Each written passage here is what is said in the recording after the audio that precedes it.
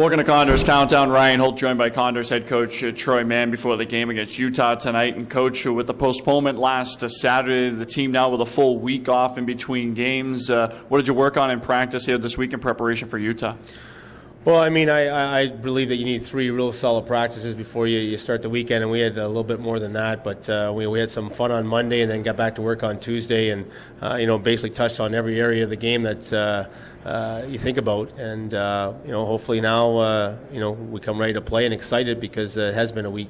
Chris Collins gets called up to the American Hockey League. Good for him, but bad for the Condors. How do you go about replacing a guy like Chris Collins here tonight? Well, I mean, we need guys to step up, and Colley's after a slow start has been one of our best players of late, and it's part of the business in terms of trying to get moved up to the next level, and good for him, and we hopefully see him back soon. But overall, I mean, certainly we're going to put Shaber up there and see if he can play the same style of hockey that Colin brings to that line. And Watson, and we got Neil down there on the third line. Bennett will go back in. It's been a couple of weeks since he played. Last game he played was in San Francisco, so he should be excited to get back in the lineup and prove that he needs to stay in here with extra bodies around. You mentioned Chase Shaber. A couple of weeks ago we talked about him moving from center to the wing and how his game has progressed on that wing, and now tonight he gets that chance on the top line. Yeah, no doubt. And I thought that against Stockton here at home he was very, very effective on the wing, and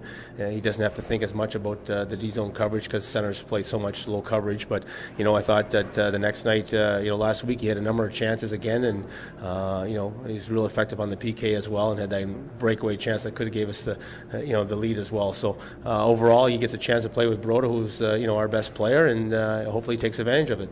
Looking at Utah tonight, our first opportunity to see the Grizzlies this season. We don't see them often, just 6 times this year. But when you look at Utah, a team kind of like the Condors, struggling to score goals here this year. What's the key tonight against the Grizzlies?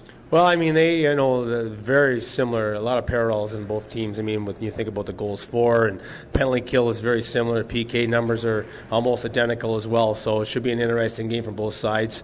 Their goals against is certainly a little bit better than ours right now. But, I think that if you were eliminated our first 6-7 games, after we restructured our goaltending situation, our goals against is probably very close to theirs as well. So it should be a low-scoring affair here tonight. And, we just continue to play well defensively, stay within our systems here, and the old cliche again is get pucks to the net, and the more pucks you get to the net, hopefully you're able to generate those extra goals that unfortunately for the most part this year we haven't seen.